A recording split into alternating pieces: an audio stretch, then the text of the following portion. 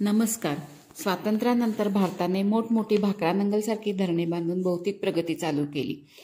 नंतरच्या पंचवार्षिक योजनातून हरित क्रांती, श्वेतक्रांती वगैरे करत उद्योगधंदे उभारले.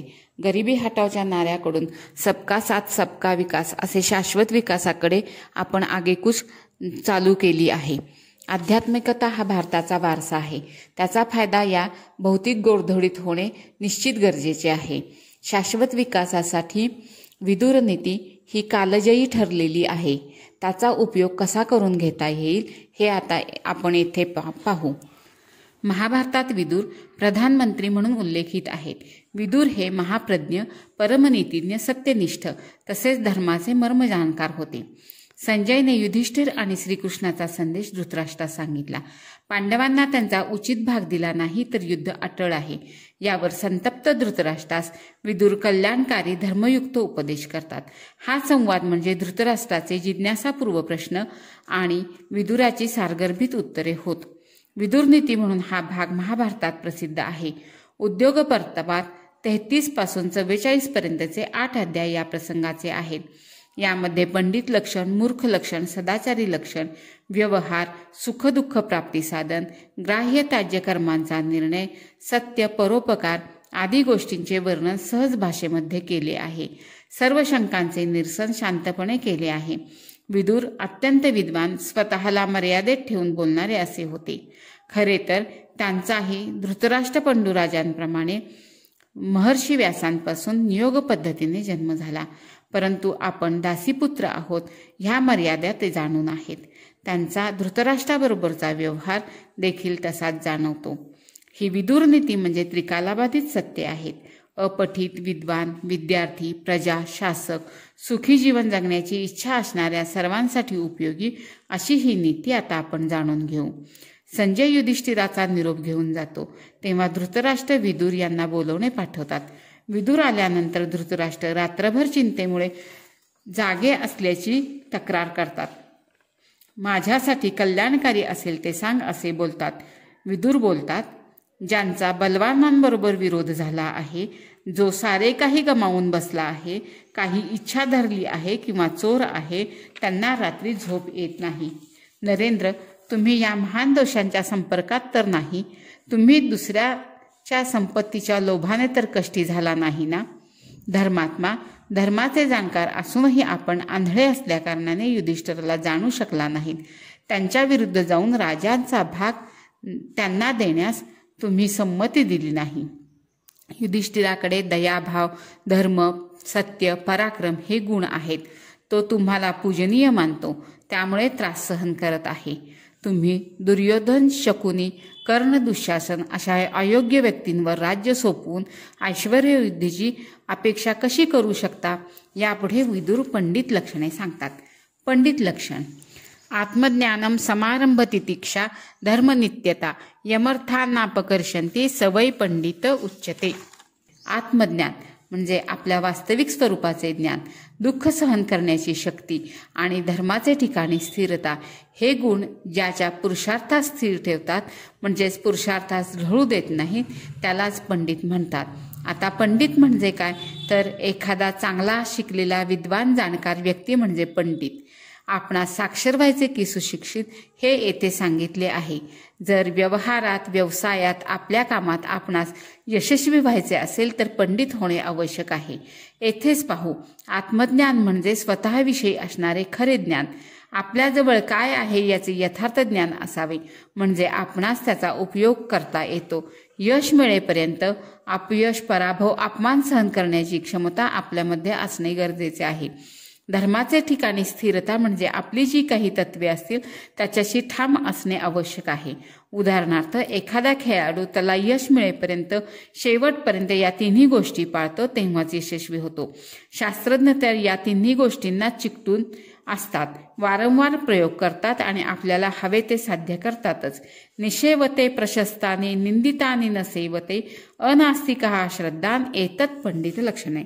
जो सत्कृत्य करतो, दुष्कृत्यांपासून दूर राहतो, जो आस्तिक आणि श्रद्धाळू आहे, त्याचे हे सद्गुण पंडित बनण्यास योग्य आहेत. सत्कृत्य करणारी व्यक्ती उत्तमच असते. करण्यासाठी योग्य गोष्टी केल्याच पाहिजेत.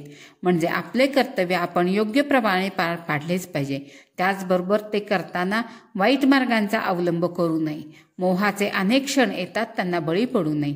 आस्तिक आणि श्रद्धाळू यांचा अर्थ देव मानणारा असा संकुचित न घेता आपल्या पूज्य माणसांनी जी नीतिवचने घालून दिली आहेत, त्रिकालाबाधित सत्ये सांगितली आहेत, त्यांचे पालन करणारा, त्यांचे विषयी श्रद्धा ठेवणारा असा घ्यावा. क्रोधो हर्षस्य दर्पश्च ही स्तंभो मान्य मानिता यमर्था नापकर्षंती सवय पंडित उच्यते. क्रोध, हर्ष, गर्व, लज्जा, उद्दंडता तसेच स्वतःला पूज्य समजणे हे भाव ज्यास पुरुषार्थांपासून दूर करत नाही त्यास पंडित म्हणावे. क्रोध, हर्ष आदी आपले शत्रू आहेत.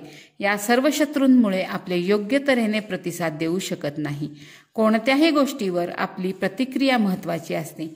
आपल्या आयुष्यात विविध घटना घडतात, त्यावर आपली अशी एक प्रतिक्रिया असते. ती व्यवस्थित असेल तर आपण पुढे जाऊ शकतो. येथे पांडवांवर सतत अन्याय होतो, पण ते शांतपणे त्या गोष्टींना सामोरे जातात. कोणत्याही गोष्टीकडे स्थितप्रज्ञतेने पाहतात. परंतु दुर्योधनाकडे हे सर्व काही गर्वादी गुण भरलेले आहेत. तो प्रत्येक वेळी क्रोधाने वागतो आणि आपले नुकसान करून घेतो. यस्य कृत्यं न जानन्ति मंत्रं वा मंत्रितं परे कृतमेवास्य जानन्ति सवय पंडित उच्यते. अन्य लोक ज्याच्या कार्यास किंवा कार्याच्या विचारात जाणत नाहीत, कार्य झाल्यावरच त्यांना समजते, त्याला पंडित असे म्हणतात. विद्वान लोक आपले काम करत असताना गुप्ततेने करतात. त्यांचे कार्य कसे करणार आहेत किंवा काय करणार आहेत याचा दिंडोरा ते पिटत नाहीत. एकाग्र चित्ताने आपले काम पूर्ण करतात. त्यामुळे त्यांचे मन विचलित होत नाही. बाकीचे त्यांच्या कामापासून त्यांना परावृत्त करत नाहीत. ही गोष्ट राजकारणी लोकांना उपयोगी पडते. राजाने आपली कामे गुप्ततेनेच पार पाडावी, म्हणजे शत्रुपक्षाला त्याचा सुगावा लागत नाही. पांडवांनी त्यांच्या वनवासाचा काळ आपली ताकद वाढवण्यात घालवला. याच त्यांच्या गुणामुळे अज्ञातवासात त्यांचा पत्ता कोणालाही लागला नाही. औरंगजेबाच्या कैदेतून शिवाजी महाराजांनी आपली सुटका याच गुणांमुळे करून घेतली. यस्य कृत्यं न विघ्नन्ति शीतम उष्णम भयम रतिः समृद्धी रस वृद्धिर्वा सवय पंडित उच्यते. थंड, गरमपणा, भय, अनुराग, संपत्ती, दरिद्रता हे ज्यांच्या कार्यात विघ्न आणत नाहीत ते पंडित होत.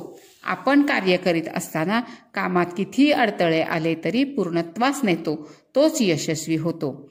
यस्य संसारिणी प्रज्ञा धर्मार्थावनु वर्तते कामादर्थम वृणीते य सवय पंडित उच्यते.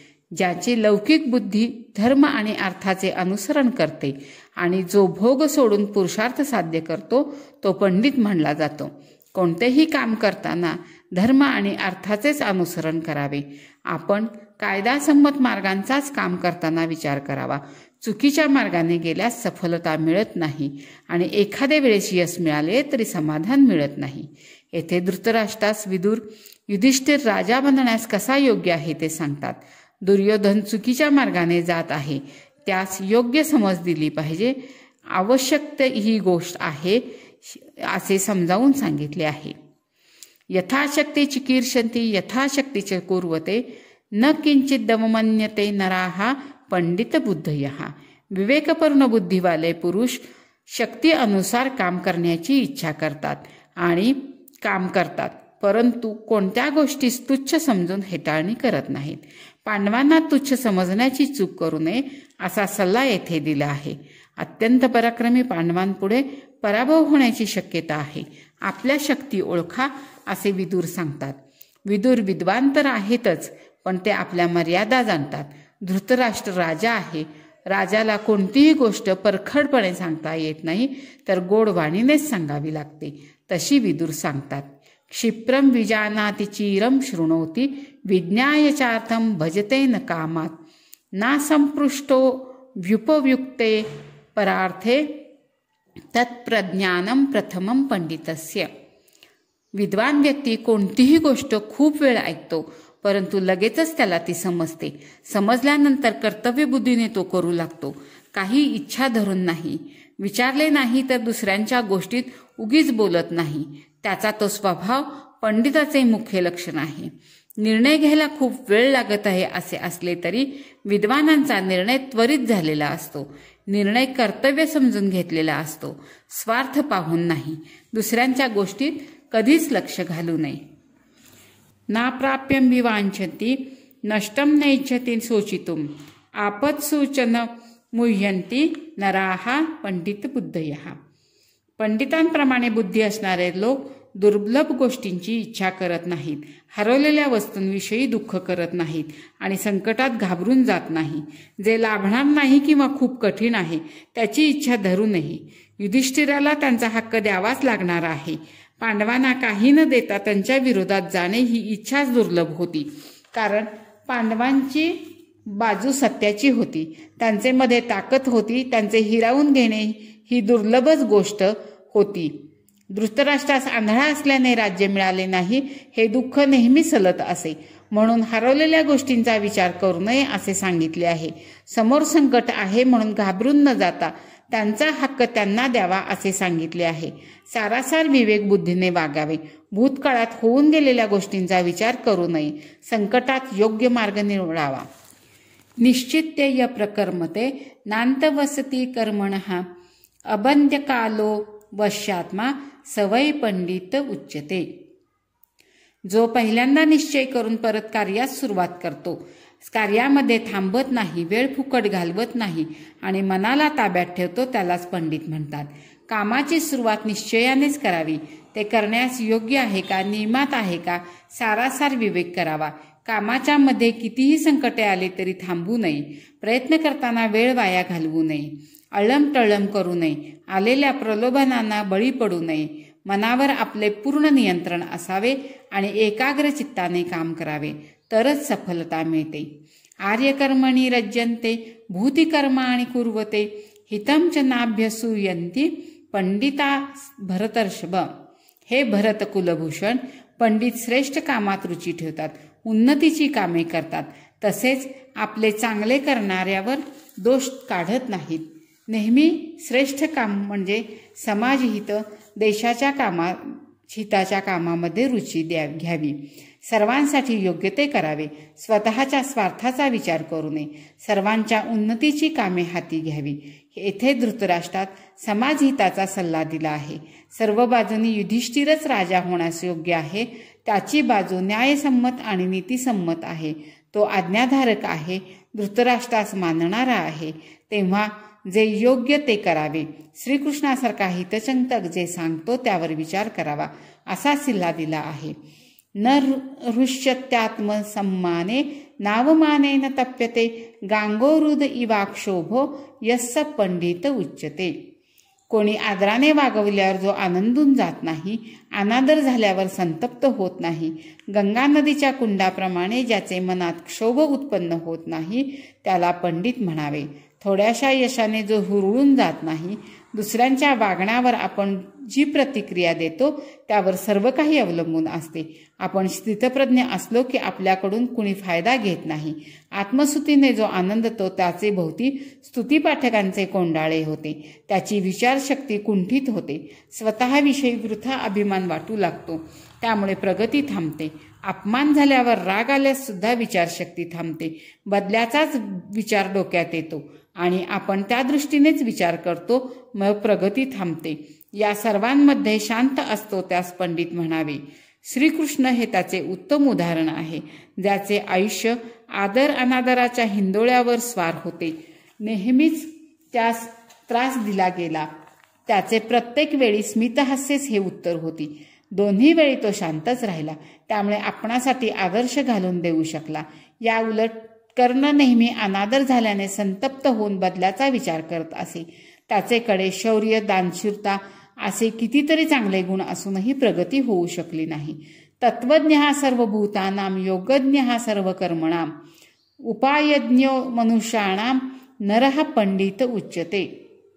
सर्व जगताच्या खरेपणाची माहिती असणारा, सारी कर्मे करण्यासाठीची माहिती असणारा, सर्वांपेक्षा चांगले उपाय माहिती असणारा पंडित असतो. जो यशस्वी होतो तो नेहमीच्याच गोष्टी त्याच्या युनिक पद्धतीने करतो असे म्हणतातच. साऱ्या गोष्टींच्या सर्व बाजूने विचार करून जो योग्य कृती करतो त्यास पंडित म्हणावे.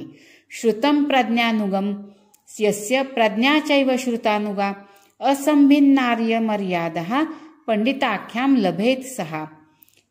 ज्याची विद्या बुद्धीचे अनुसरण करते आणि बुद्धी विद्याचे, तसेच जो शिष्टाचाराचे पाळणाऱ्या व्यक्तींप्रमाणे वागतो तो पंडित होय. ज्याची विचार करण्याची आणि वागण्याची पद्धत एकच असते, जे ठरवतो ते योग्यप्रमाणे शिष्टाचार्यास धरून करतो त्यास श्रेष्ठ म्हणावे.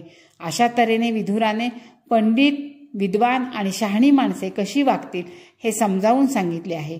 धृतराष्ट्राने कसे वागावे हे त्याला स्पष्टपणे सांगता येत नव्हते, म्हणून पंडित लक्षणे सांगून त्यांचे चांगले गुण कोणते हे सांगितले. ह्या सर्व श्लोकातून आपणा सर्वांना योग्य दिशा मिळते. पंडित किंवा मान्यवर व्यक्ती म्हणून समाजात मानमान्यता मिळवायची असेल तर कोणते गुण अंगीकारावे हे समजते. याचा उपयोग या काळातही आपण सर्वांनी करावा आणि सर्वांनी यापासून बोध घ्यावा. यापुढील भागात आपण मूर्ख लक्षणांविषयी पाहू. नमस्कार.